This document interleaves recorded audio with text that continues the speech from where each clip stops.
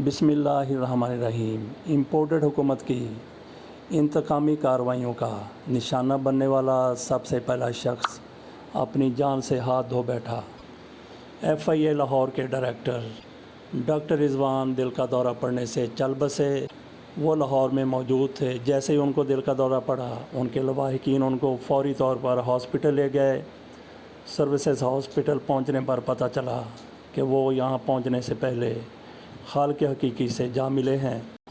10 अप्रैल को इम्पोर्टेड हुकूमत मार्ज़ वजूद में आ चुकी थी और उससे पहले ही कई इदारों ने हालात को भांपते हुए अपने किबलों का रुख तब्दील कर लिया था। उसमें एक FIA अदारा भी था। डॉक्टर रिजवान ने अपने बॉसेस के रवैये को देखकर 9 अप्रैल को छुट्टी की दरख्वास्त दे दी थी और इससे कबल वो मियाँ शहबाज शरीफ की ज़मानत की मुखालफत भी कर चुके थे।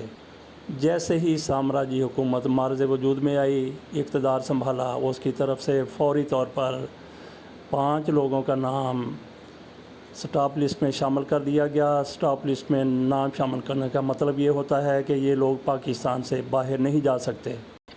उनमें पंजाब एंटी करप्शन के हेड गौहर नफीस का नाम शामिल था और उनके साथ डॉक्टर रिजवान का नाम भी शामिल था। शहबाज गिल का नाम भी इसी लिस्ट में शामिल किया गया था। शहजाद अकबर को भी इसी लिस्ट में रखा गया था। वज़ीर आज़म इमरान खान के प्रिंसिपल सेक्रेटरी आज़म खान भी स्टॉप लिस्ट में शामिल किए गए थे। ऐसी इंतकामी कार्रवाई का निशाना बनना डॉक्टर रिजवान के लिए डिप्रेस होने, मायूस होने और परेशान होने का सबब था और फितरी अमर था। हो सकता है कि इसी सदमे को लेकर वो दिल के दौरे से हमकिनार हुए हों और फिर अपने खालिक हकीकी से जा मिले हों। चलें, कुछ लोगों के दिल को तस्कीन मिल गई, सुकून आ गया।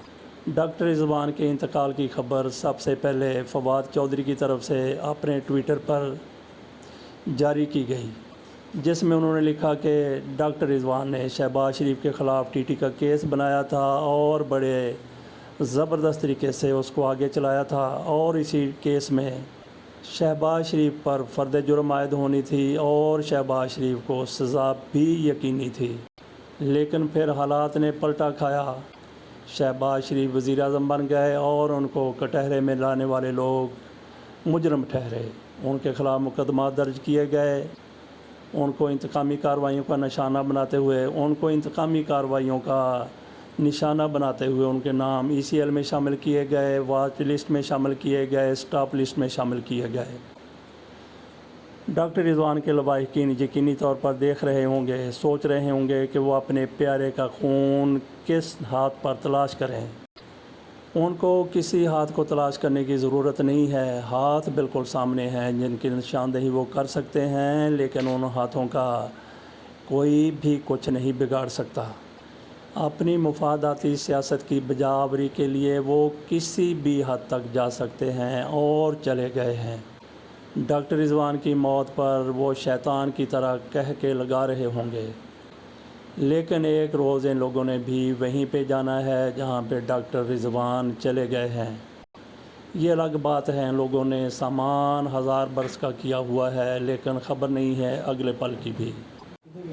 शीरी मज़ारी की तरफ से डॉक्टर रिजवान की मौत पर कहा जा रहा है कि इसे इत्तेफाक करार दिया गया है।